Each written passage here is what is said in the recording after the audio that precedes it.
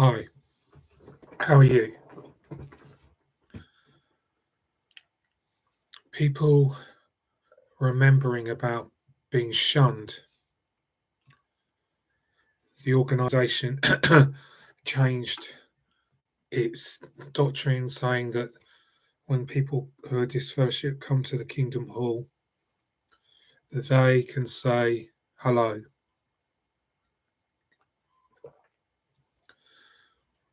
The mindset of being brain controlled in the organisation of our relatives, that even maybe that we were involved with, in the sense of we maybe have gave them a study, we may have taught them, we may have taken a family to the meeting and we brainwashed them as we were brainwashed too. And how this organisation allows shunning. Many people have relatives that they've not seen for a long, long time. They don't talk to you. They don't say anything to you because of the cutting off relationship between husband and wife, grandparents, mother and father, cousins, family, people that have been told not to talk to individuals that have been disfellowshipped by this organization and accept and think that in normal society that this is okay. There's nothing wrong with it. How does it affect us? Sometimes it can make us feel shameful.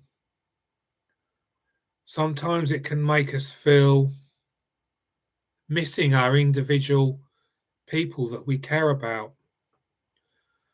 But the relationship that the Watchtower, through using the elders and the 1,000 rules and regulations, have cut us off from that relationship.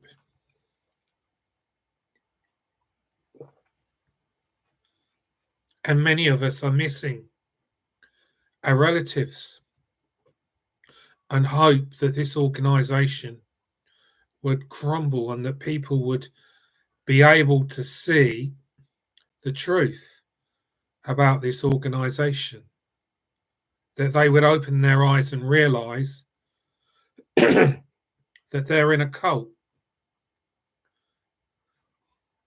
But it doesn't seem this moment that that is what's happening. The Watchtower's program of making sure that families are broken up and are cut off from one another is just the normal policies going down from the governing body to the elders and the minstrel servants, the pioneers, and everybody that's in the congregation. And in a way, it can make them look as if they are righteous, that they are the chosen ones, and that we are nothing. But we are human. We love our relatives and we care about our relatives. We miss them. Some we may be annoyed with because they don't talk to us. But remembering that we were the same when we were in the organisation, we were doing exactly the same as what they were doing.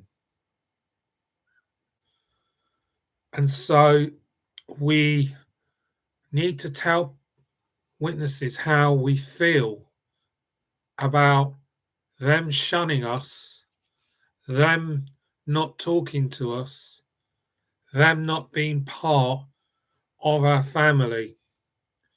We could go into the teaching, we could criticize the Watchtower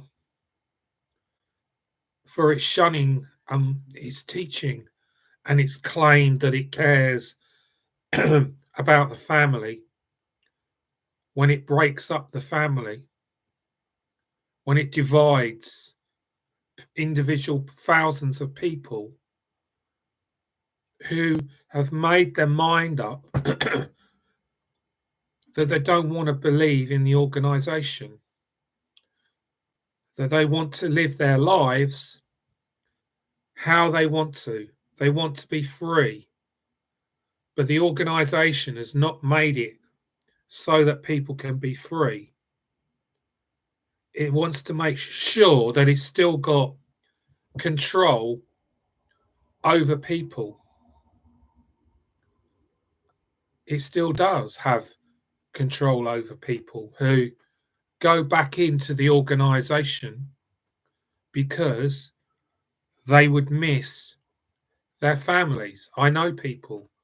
They know that this organization is not an organization. The organization teaches that we hate the people in the organization, which is a lie. We care about our relatives. I think my failure is that I made mistakes with my daughter. The things that I said, I wished that I'd never said. And with a big mouth, I have to learn to keep it shut. So, how are we feeling? How often do we think about our relatives?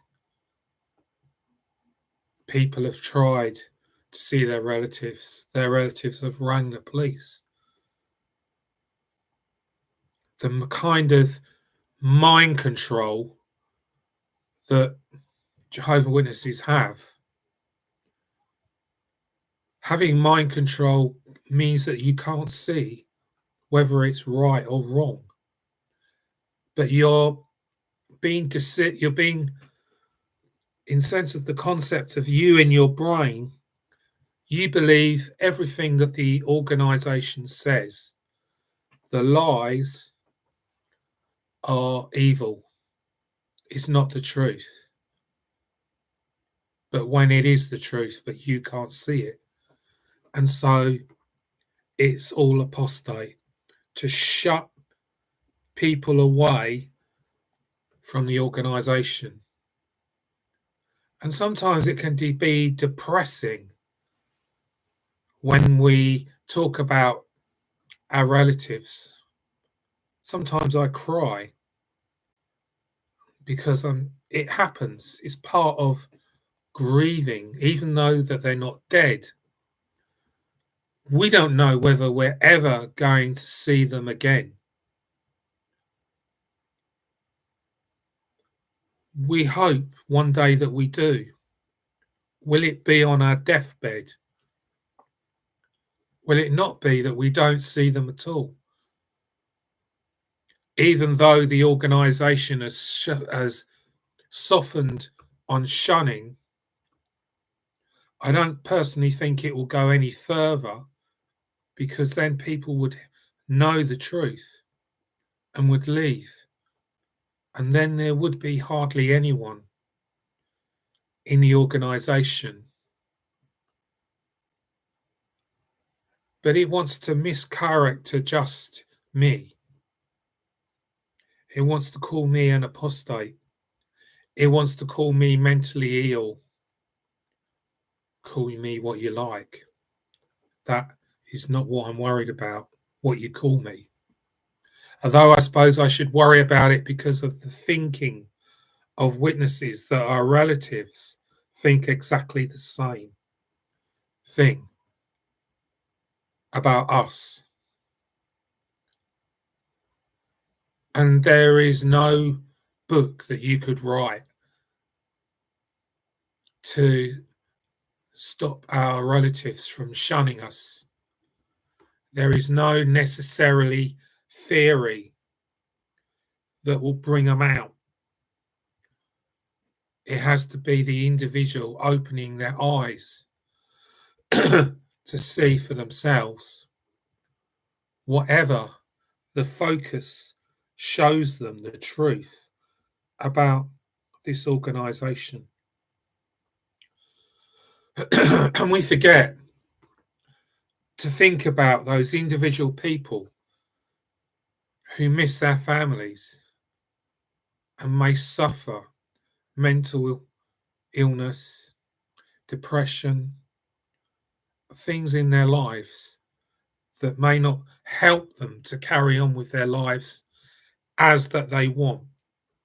Because this organisation wants to have mental control over everybody, like in China, like in Russia. If you don't like it, if you don't believe it, then they put you in prison.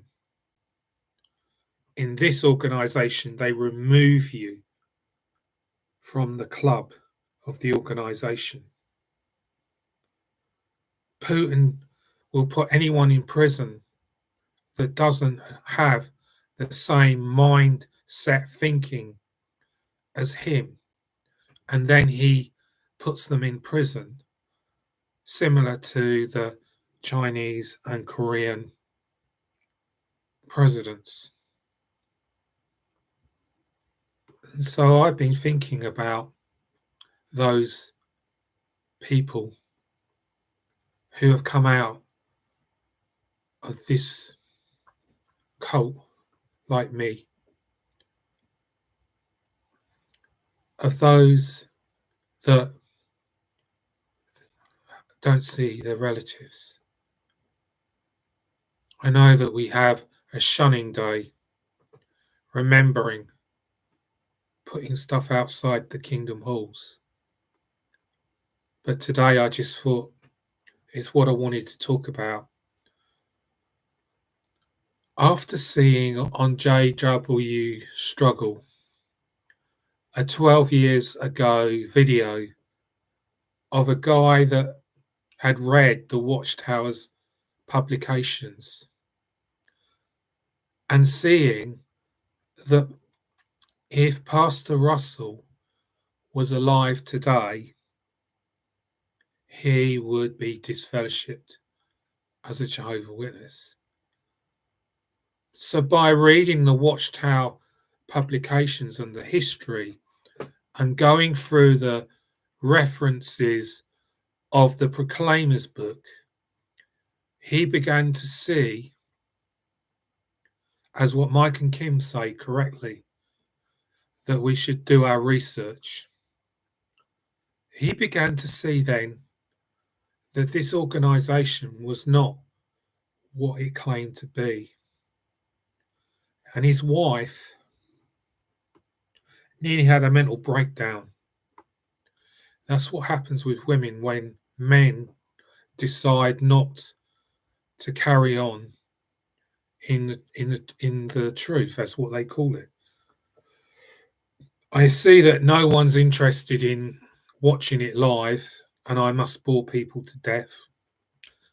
Well, that's okay, because I have the freedom to speak.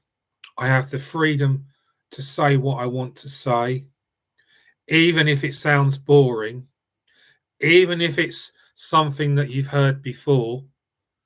I will tell the truth. I will say how I feel today in November. And I will remember those people that have been shunned. A lot of witnesses don't care because they only care about their individual self, their agenda, not about people. There are those that do care about people, like Mike and Kim, the Lathans. But others do it for their agenda. They use people like guinea pigs. And it's disgusting. We need to talk about these things, to be honest, how we really feel. But a lot of witnesses don't want to, because their agenda is, let's just attack the Watchtower. Let's tell the truth about our loved ones, that we miss them, that we care for them, that we're concerned about them.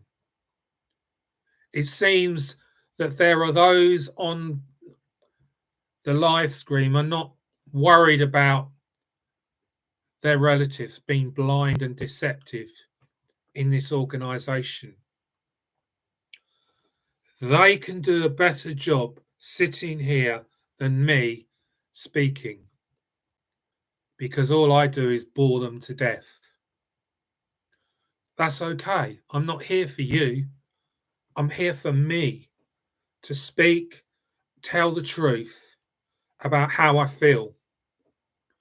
And I think that these people should be remembered, because we want their eyes to be open. We want to have some kind of connection back with them. Otherwise, we wouldn't miss them. But sometimes we can be arrogant. Some people have got good reasons that they don't want to talk to their relatives, because maybe they have caused the problem. I understand that. Similar to Mike and Kim, who hadn't done nothing wrong.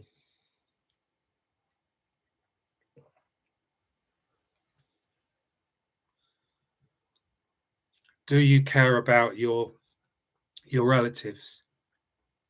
Do you care that they're being blind, that they're being deceived? Do you care that maybe you never may see them again? How do you really feel about it? Do you hate them? Do you understand what they believe, what you believed? Because your eyes have been opened and that you've been able to see that they have deceived you? What is it that you worry about? You have no concern. You don't care. You hide it away emotionally. I tell you that it affects my whole life. It affects my life. If it doesn't affect your life, then there must be something wrong with you. So I'm not doing this for popularity. And I don't care how or what people think. It's about telling the truth. And some people who are ex-witnesses don't like to hear the truth. But we should care about those that are shunning us. We should talk about it more and deal with it, instead of thinking, oh, well, I was an elder, I was a ministerial servant, I couldn't care what your position was in the watchtower. I really couldn't care. It doesn't make any difference.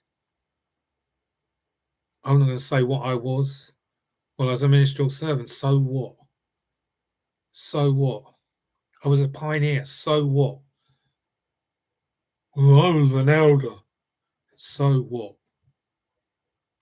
Let's think about those that are shunning us, and that this wicked organisation is breaking up families.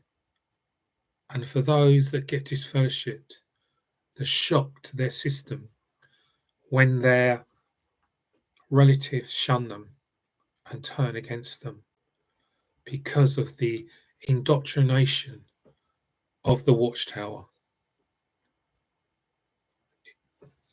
If you're bored, then don't listen. I don't particularly care. I'm just going to tell you how I feel every time now on. And if you don't like it, you can lump it, because we are free. We are free to speak. We are free to express how we feel. We're not in an organisation with a governing body and elders, and other people's beliefs and concepts is their views. It's up to you. But let's think about our loved ones. I need to put my glasses on to turn off.